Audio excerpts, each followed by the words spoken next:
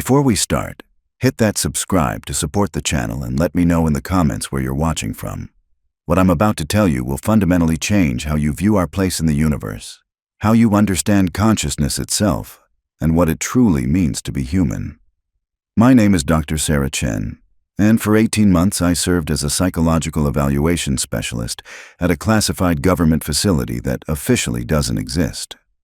I held security clearances that required me to sign documents ensuring my silence until death.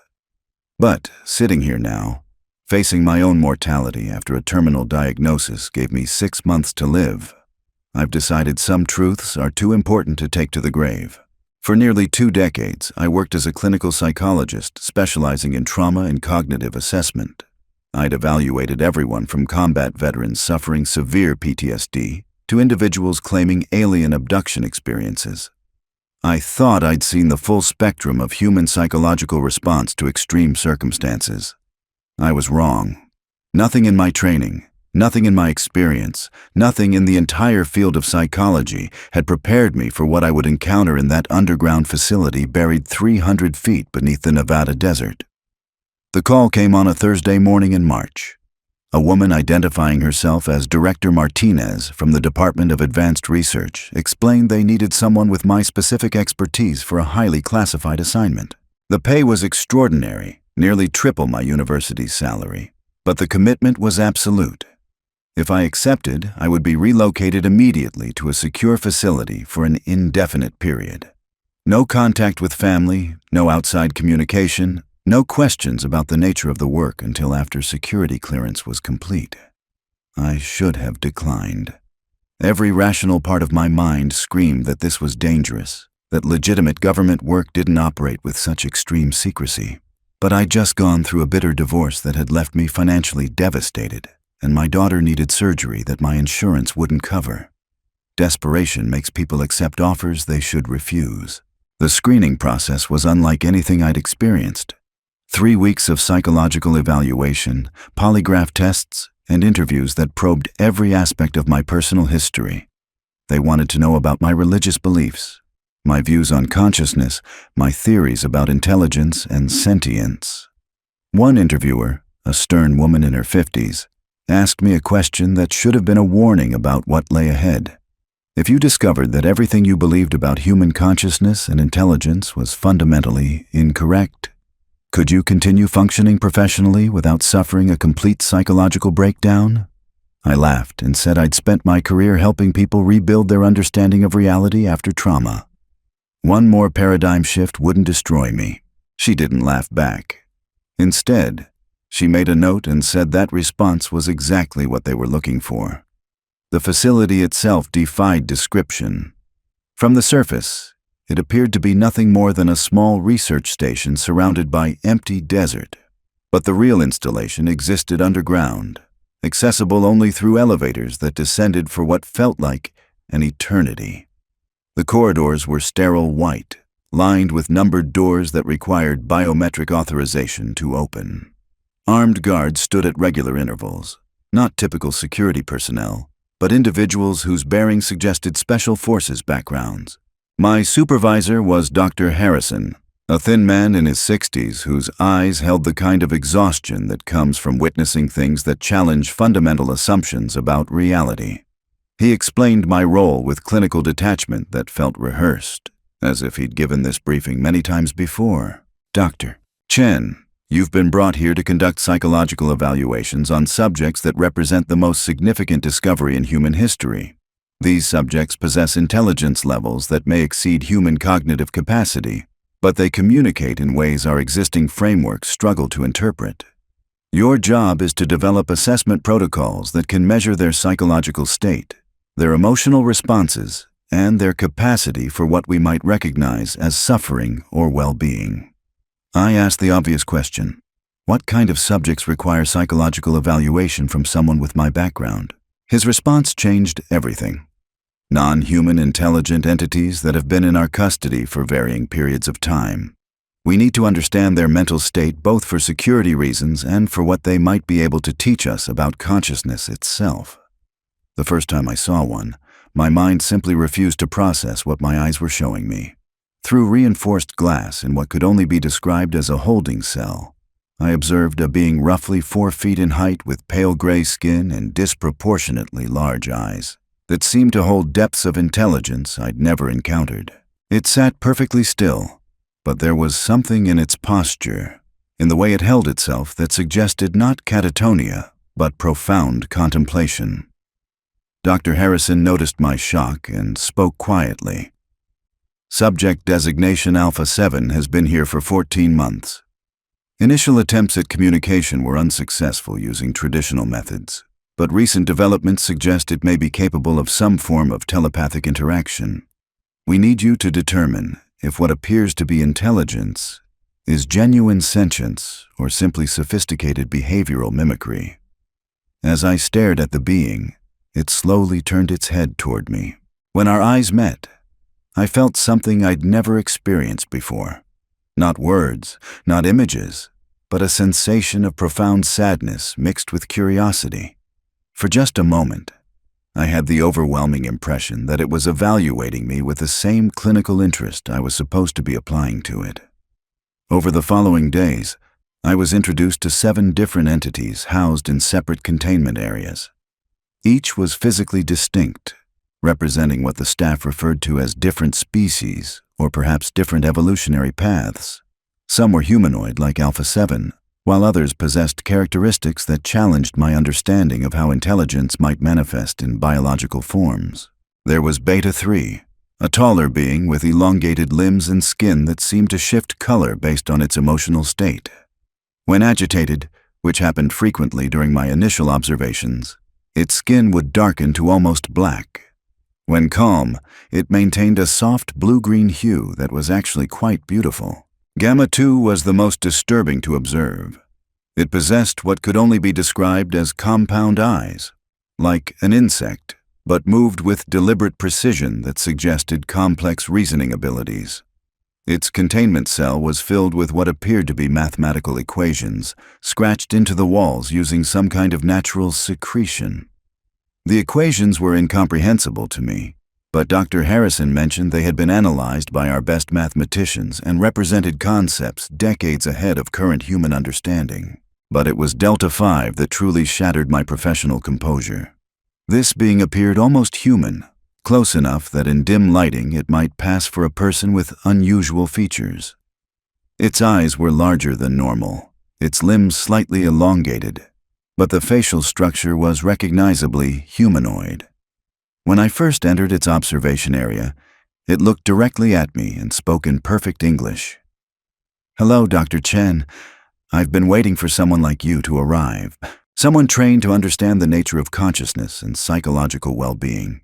We need to talk about what's being done here and about what your species doesn't understand about the nature of reality itself."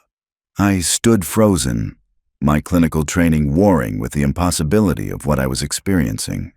This being knew my name, knew my profession, and was speaking with an eloquence that suggested not just intelligence, but sophisticated understanding of human psychology and communication. Dr. Harrison quickly moved me away from Delta 5's containment area, explaining that direct communication with subjects was strictly prohibited without proper protocols and supervision. But the damage was done. In that moment, I realized I wasn't dealing with specimens or test subjects. I was looking at imprisoned individuals, conscious beings who possessed their own thoughts, emotions, and possibly their own understanding of morality and ethics. That night, lying in my assigned quarters, I struggled with the implications of what I'd witnessed. These weren't animals or sophisticated biological machines. They were people, just not human people. And we were holding them prisoner, studying them like laboratory specimens, treating them as objects rather than conscious entities deserving of basic rights and dignity. The next morning brought my first formal evaluation session with Alpha 7, and it would prove to be the beginning of revelations that would fundamentally alter my understanding of consciousness, intelligence, and humanity's place in a universe far stranger and more populated than we'd ever imagined. The evaluation session with Alpha 7 took place in a specialized chamber designed for what the facility called controlled interaction protocols. I sat behind a reinforced barrier while monitoring equipment recorded everything from brainwave patterns to electromagnetic fluctuations in the room. Alpha 7 was brought in by 2 guards wearing what appeared to be modified hazmat suits, though I wasn't told what specific dangers they were protecting against. The being moved with a fluid grace that seemed almost choreographed, settling into a chair that had been specially constructed to accommodate its smaller frame. For several minutes, we simply observed each other in silence. I began with standard psychological assessment techniques, showing it simple images and symbols to gauge cognitive responses and pattern recognition abilities. What happened next violated every principle of scientific observation I'd been trained to follow. As I held up a card displaying geometric shapes, Alpha 7 tilted its head slightly, and suddenly I wasn't looking at the card anymore. Instead, I was seeing the shapes as they appeared from its perspective, but not just visually. I was experiencing them as mathematical concepts with emotional resonances I couldn't begin to understand. The sensation lasted only seconds before I dropped the card and stepped back from the barrier. Alpha 7 remained perfectly still, but I could swear I detected something resembling concern in those large, dark eyes. Dr. Harrison's voice crackled through the intercom system, asking if I was experiencing any unusual symptoms or perceptions. I lied and said everything was normal, but internally I was reeling. What I'd just experienced couldn't be explained by any known neurological phenomenon. It wasn't telepathy in any science fiction sense, but rather a direct sharing of consciousness that bypassed normal sensory channels entirely. Over the following weeks, my sessions with each entity revealed similar capabilities, though manifesting in different ways. Beta 3 seemed capable of projecting emotions directly into my mind, flooding me with sensations of longing, fear, or sometimes a kind of cosmic loneliness that left me weeping uncontrollably after sessions. Gamma 2 shared mathematical concepts that my brain couldn't fully process but left me with intuitive understanding of principles I'd never studied. But it was Delta 5 that provided the most disturbing revelations. During our 3rd supervised session, it managed to establish what could only be described as a conversation despite the strict protocols against direct communication. Dr. Chen, I know you can hear my thoughts even when I'm not speaking aloud. Your species has latent capabilities you don't recognize or develop. What you call intuition or gut feelings are actually rudimentary forms of the consciousness sharing we're demonstrating. I tried to maintain professional objectivity, focusing on my evaluation criteria and avoiding any acknowledgement of what seemed to be happening. But Delta 5 continued, its mental voice carrying undertones of urgency and something that felt like compassion. You're struggling with the ethical implications of our imprisonment. Good. That means your moral development hasn't been completely suppressed by your institutional conditioning. But you need to understand something critical about why we're here and what your government hopes to achieve through these experiments. Against every protocol I'd been given, I found myself responding mentally, asking what it meant about government objectives. They're not just studying us to understand alien intelligence. They're trying to weaponize our capabilities, to find ways of enhancing human consciousness and cognitive ability for military applications. But they fundamentally misunderstand the nature of consciousness itself. What they're attempting could have catastrophic consequences for your entire species. The implications of this revelation hit me like a physical blow. I'd assumed our research was purely scientific, an attempt to understand these beings and perhaps establish meaningful contact. The possibility that we were essentially torturing conscious entities to develop weapons technology made me physically ill. Dr. Harrison noticed my distress and ended the session early, recommending I take time to adjust to the unusual nature of our subjects. But that evening, alone in my quarters, I couldn't escape the growing certainty that I was participating in something fundamentally wrong. The breakthrough came during my 4th week at the facility. While reviewing recorded sessions, I noticed patterns in the beings' behaviors that suggested they were communicating with each other despite being held in separate containment areas. Subtle changes in posture, variations in the mathematical equations Gamma 2 scratched on its walls. Even the color fluctuations in Beta 3's skin seemed to follow synchronized patterns. They weren't isolated prisoners. They were maintaining some form of collective consciousness, sharing information and coordinating responses to their captivity. This realization led me to a terrifying conclusion about the true nature of intelligence and consciousness that would reshape everything I thought I understood about the mind. During my next session with Alpha 7, I decided to abandon all pretense of clinical detachment. Sitting as close to the barrier as safety protocols allowed, I spoke directly to it for the first time. I know you can understand me. I know you're communicating with the others, and I'm beginning to suspect that what we call individual consciousness might be just one limited expression of something much larger and more interconnected than humans have ever imagined. Alpha 7's response came not in words, but in a flood of images and concepts that left me gasping. I saw consciousness not as something contained within individual brains, but as a field that connected all aware beings across vast distances. I experienced the loneliness these entities felt, cut off from their larger community of minds, forced into the isolation that humans mistook for normal individual existence. But most disturbing was their perception of human consciousness itself. Through their perspective, I saw that what we considered normal human awareness was actually a severely constrained and damaged version of what consciousness could be.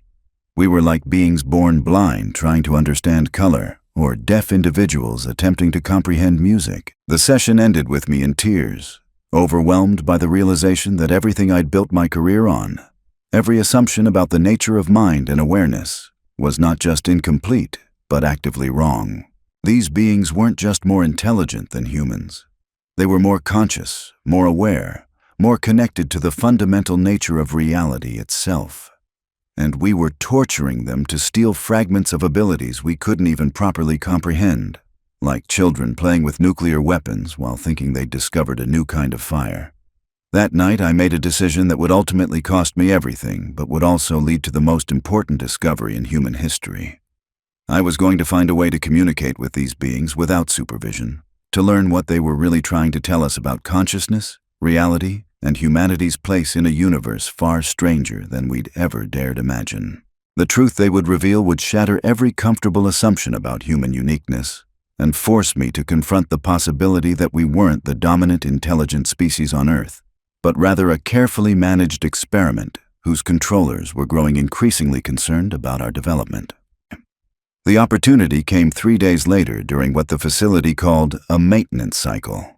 Essential systems required periodic shutdown for updates, which meant reduced surveillance coverage for approximately 40 minutes between 0200 and 0240 hours. I'd been studying the security rotations obsessively, noting gaps in monitoring protocols that occurred during these technical maintenance windows. My plan was desperate and probably suicidal from a career perspective, but the weight of what I'd learned made continued passive observation impossible. Using my psychologist credentials, I accessed the containment level during the maintenance window, claiming I needed to retrieve evaluation materials I'd left behind during an earlier session. The corridors were dimly lit by emergency power, casting strange shadows that made the facility feel even more like a prison. I made my way to Alpha 7's containment area, my heart pounding so hard I was certain the reduced security systems would still detect the sound. When I reached its cell, Alpha 7 was already standing at the reinforced window, as if it had been expecting me. The moment our eyes met, that familiar sensation of consciousness sharing began, but stronger and clearer than ever before. Dr. Chen, you've chosen to risk everything to hear what we must tell you. This demonstrates a level of moral courage your species will desperately need in the coming years. Are you prepared to learn truths that will fundamentally alter your understanding of human history, consciousness, and your planet's actual situation? I nodded, not trusting my voice, and settled into a position where I could maintain visual contact while staying alert for approaching security patrols.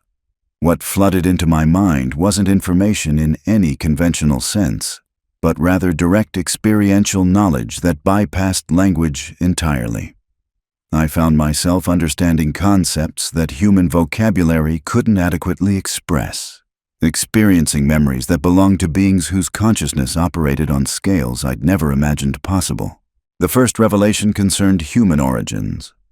What I experienced showed me that human consciousness hadn't evolved naturally through random mutations and natural selection. Instead, it had been deliberately cultivated over tens of thousands of years by intelligences that viewed Earth as a kind of consciousness laboratory. These beings weren't extraterrestrial visitors in the popular sense. They were terrestrial entities that had achieved forms of awareness transcending individual biological existence millions of years before humans appeared. They existed in states of collective consciousness that allowed them to manipulate matter and energy in ways that appeared supernatural to limited individual awareness. Early humans had possessed latent capabilities for expanded consciousness, but these abilities had been systematically suppressed through cultural conditioning, religious indoctrination, and technological dependency that kept human awareness trapped in narrow individual perspectives. What we considered normal human consciousness was actually a severely diminished version of our species' true potential. The beings in this facility weren't aliens at all. They were humans from potential future evolutionary paths, individuals who had managed to transcend the consciousness limitations that kept most of humanity trapped in isolation and conflict. Some had achieved this through technological integration, others through purely biological evolution, and still others through methods that combined both approaches. But their presence here represented something far more alarming than scientific curiosity. They had traveled backward through time streams that existed parallel to linear temporal flow, trying to prevent a catastrophic collapse of human consciousness that would occur within the next several decades. The images Alpha 7 shared showed me possible futures where humanity's continued suppression of expanded consciousness capabilities led to civilizational breakdown, environmental destruction, and ultimately, the extinction of human awareness itself. The weapons research being conducted at this facility was accelerating that timeline by attempting to weaponize consciousness expansion rather than allowing it to develop naturally. Alpha 7 showed me that consciousness wasn't produced by brains, but rather accessed through them, like radios tuning into cosmic frequencies of awareness that connected all conscious entities across space and time. Human brains had been artificially limited to prevent access to these broader consciousness networks, keeping humanity isolated and controllable. The entities being studied here were trying to help humanity break through those limitations before it was too late. But the military applications being developed would create consciousness-controlling technologies that would make the suppression permanent and irreversible. Dr. Chen, your species stands at a critical junction. You can continue on your current path toward consciousness imprisonment and eventual extinction, or you can begin the process of awakening to your true nature as multidimensional beings, connected to cosmic intelligence networks that span the entire universe. I asked mentally how individual humans could begin accessing these expanded consciousness capabilities without the technological interventions being developed in the facility. The answer came as direct experiential knowledge rather than verbal explanation. I found myself understanding meditation practices that could gradually open consciousness beyond individual limitations, breathing techniques that synchronized human awareness with planetary and cosmic rhythms, and mental exercises that could establish contact with the collective intelligence networks these beings represented.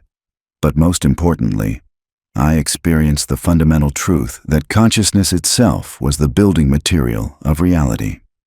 Physical matter was simply consciousness vibrating at frequencies that appeared solid to limited awareness. By expanding consciousness beyond individual boundaries, humans could potentially influence physical reality directly through focused intention and will. This was what the facility's researchers were trying to weaponize. But their approach was fundamentally flawed because it attempted to control expanded consciousness rather than surrender to it. True consciousness expansion required releasing attachment to individual ego identity, something that military applications could never achieve. Alpha 7 shared one final devastating revelation. The consciousness suppression affecting humanity wasn't accidental or natural. It was being actively maintained by entities that fed on the emotional energy produced by human fear, conflict, and suffering. These parasitic intelligences had influenced human development for millennia, creating religious and political systems designed to maximize negative emotional output while preventing consciousness expansion that would make humans immune to their influence.